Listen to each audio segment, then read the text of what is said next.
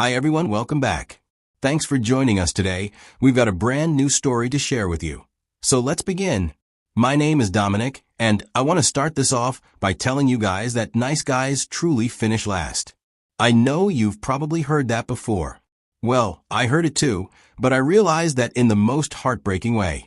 I was supposed to be married in just a few weeks, but when I got this voice memo from my fiancé that was clearly intended for someone else, I realized our upcoming marriage was not going to work. Her message shattered every single belief I had about our relationship, about who she really was, and most importantly, about what I actually meant to her. And I'll take you through everything. From the first day we met to the moment, I realized I was just the safe choice she was settling for. 3 years ago, I attended a wedding that, looking back now, changed the entire course of my life. I was there at the wedding for the groom. We'd been friends since our early school days, and he was like a brother to me.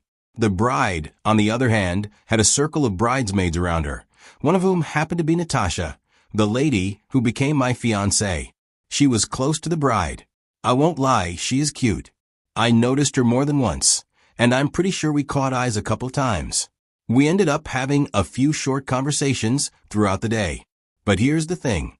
Between speeches, dancing, and catching up with old friends, I didn't get her number. Something in me just said, "You messed up." Now, I'm not the kind of guy to chase shadows, but this one stuck with me. So I did something I normally wouldn't. I reached out to the groom and asked him to get her number for me through his wife. He laughed at first, told me I was desperate. But I told him straight up, if I don't even try, I'll regret it.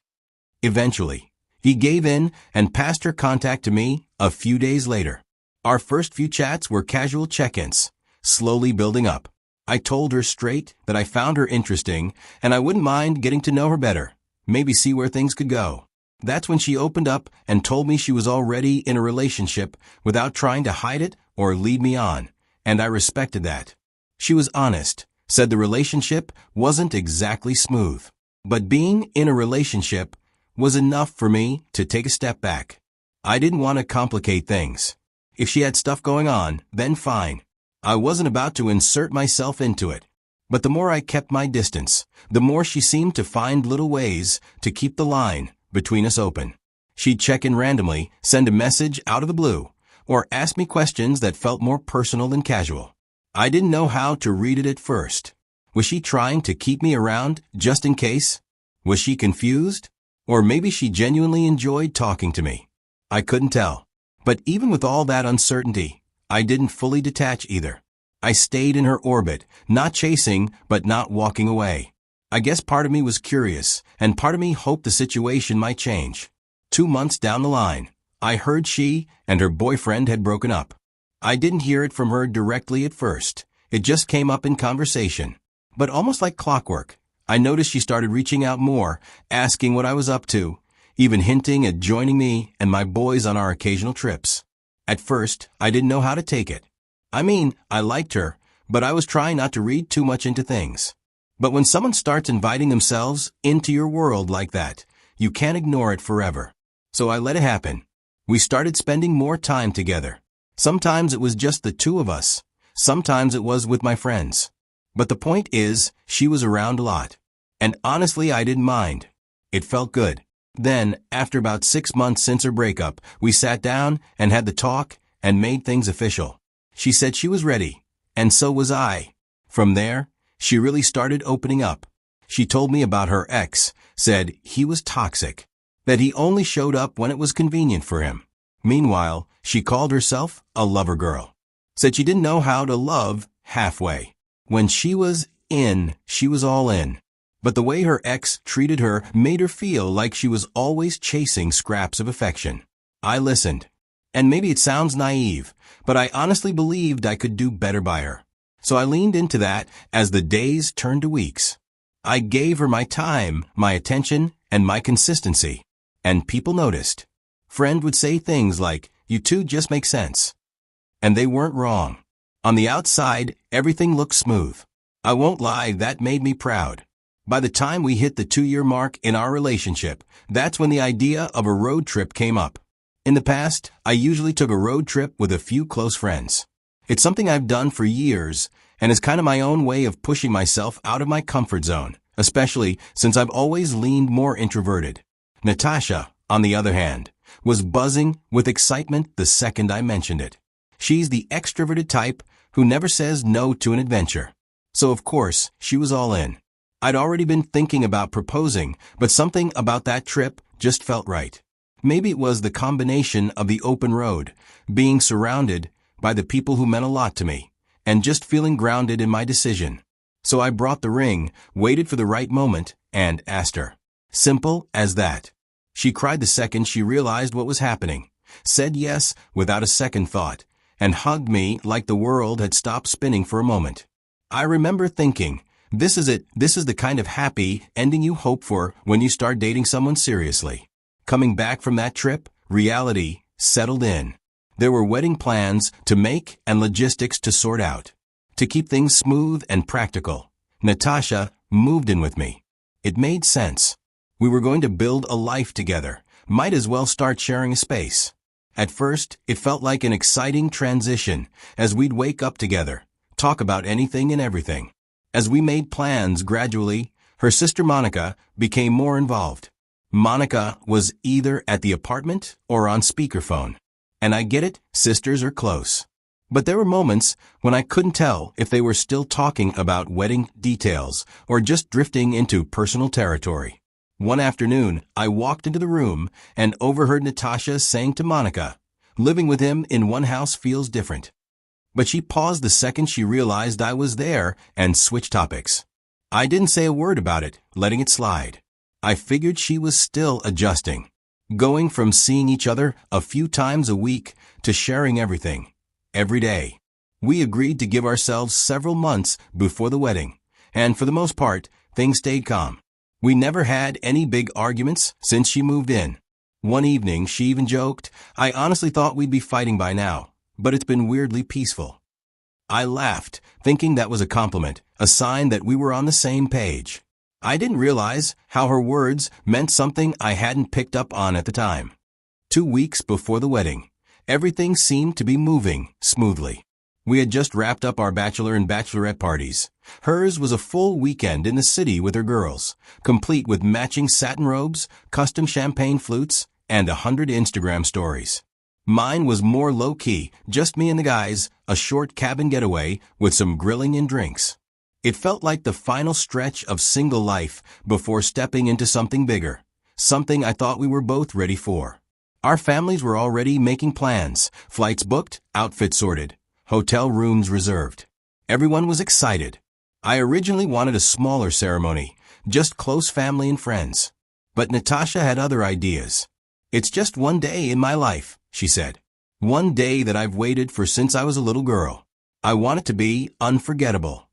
And just like that, I let go of my quiet vision and agreed to her dream wedding.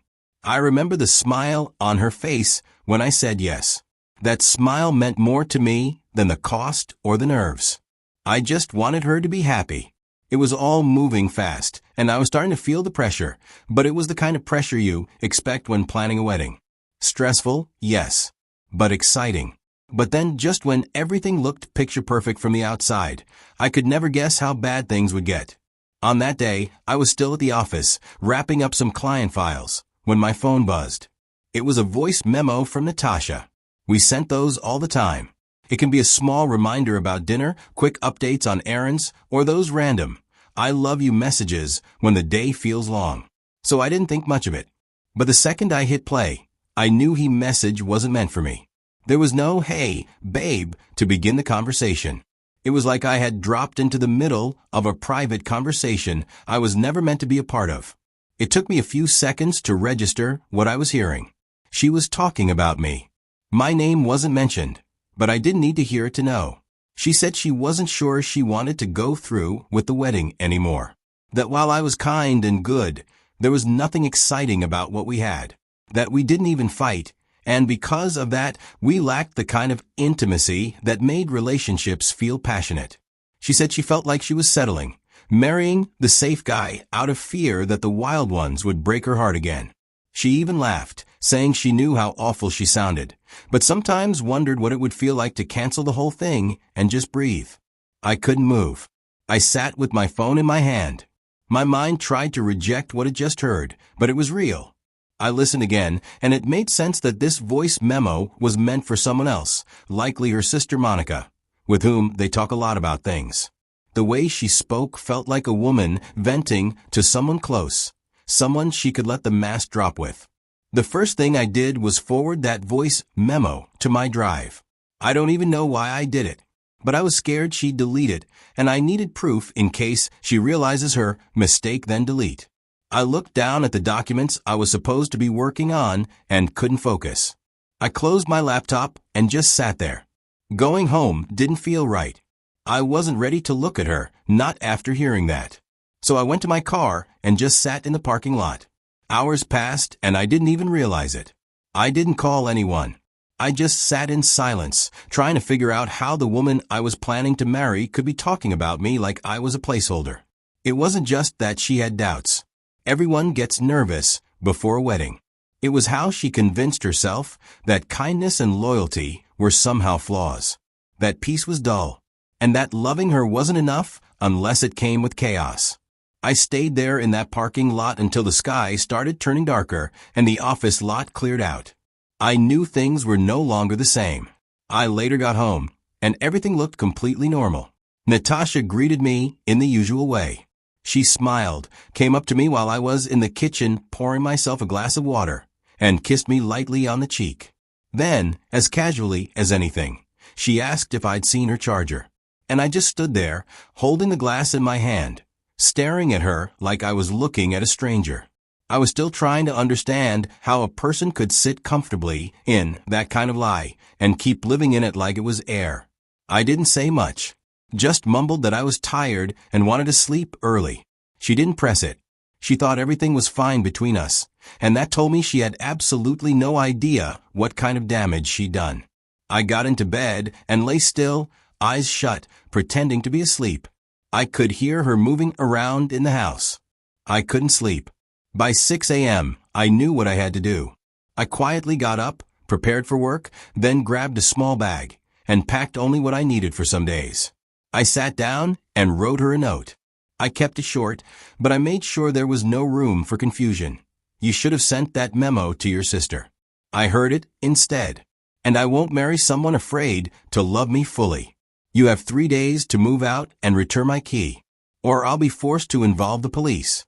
I placed it on the counter, right beside the coffee machine, where she always goes first thing in the morning. Then I picked up my bag, stepped out, and closed the door behind me. Later that day, she started calling. One call after the other. I let the first one ring out. Then the second. On the third call, I finally picked up. She was already crying by the time I said hello. Her voice was shaking, telling me it was just a moment of doubt, just thoughts she never meant to say out loud. She kept saying she was stressed, overwhelmed, and had just needed to vent to her sister. I didn't interrupt her. I let her talk. When she was done, I said calmly, "Moments of doubt don't sound like well-rehearsed confessions." I told her if she missed the thrill of chaos or danger, then she was free to chase it. I wasn't going to stand in her way. So I ended the call before she could start begging again. I didn't want to hear more apologies that only came after she got caught. She didn't stop there. She went around trying to get other people involved. Friends, cousins, even her parents. Anyone she thought could talk sense into me. But the funny part was, she never told them what she actually said. Just that I heard something she never meant for me to hear. And I suddenly broke things off days before our wedding. That's the part that really got to me. She didn't even have the courage to own up to her own words. But I did. I had the memo saved. Before she deleted it from our chat, I had already backed it up and sent it to my cloud drive. So anytime someone reached out asking what happened or why I was canceling the wedding, I didn't bother getting into long explanations. I just sent them the audio. Let them hear it straight from her mouth. Her parents were trying to piece together what had happened. Her mom called me twice in one evening, and when I finally answered, she sounded more heartbroken than angry. She said things like, "Every relationship has rough patches, and cold feet before a wedding isn't new." I understood where they were coming from. I just calmly explained that there was no patch to fix. I told them I couldn't marry someone who viewed me as plan B, as the safe guy she'd settle for until her heart started craving chaos again. By the third day, Natasha moved out like I'd asked. She returned my house key, neatly placed under the door while I was out. In the middle of my pain, I realized I had narrowly escaped something worse than a broken engagement. I had escaped years of quiet resentment, of waking up next to someone who didn't truly want to be there. A week passed. I thought that was the end of the story. One late evening, I wasn't expecting anyone, but there was someone at the door. I opened the door, and Natasha was standing there. She stumbled over her words, said she never meant what she said in the voice memo. That she was just venting. That people say dumb things sometimes. That she didn't even know why she recorded it. I let her speak. I didn't interrupt. When she finished, I looked at her and asked one question calmly. If I never heard that memo, would we be getting married while you fake contentment? Her mouth opened slightly like she was about to say something, but nothing came out. Just silence. And that silence told me everything I needed to know. She wasn't ready to be honest with herself, let alone with me. She tried to reach for my hand, said we still had time to fix things, that the wedding could be rescheduled, that we could make it work. I told her no. I told her everything was canceled and staying that way. She begged again, saying people make mistakes. I just told her this wasn't a mistake, it was the truth coming out by accident. And someone who only tells you how they really feel by mistake, that's not someone you build forever with. She stood there, stubborn, still refusing to leave. So I did. I locked the door behind me and walked away, leaving her on the porch with nothing more to say. That was the last time I saw her. Let me know what you think. Would you have stayed after hearing that voice memo? Or walked away like I did? Drop your thoughts in the comments, and don't forget to like and share this video if the story hit home for you.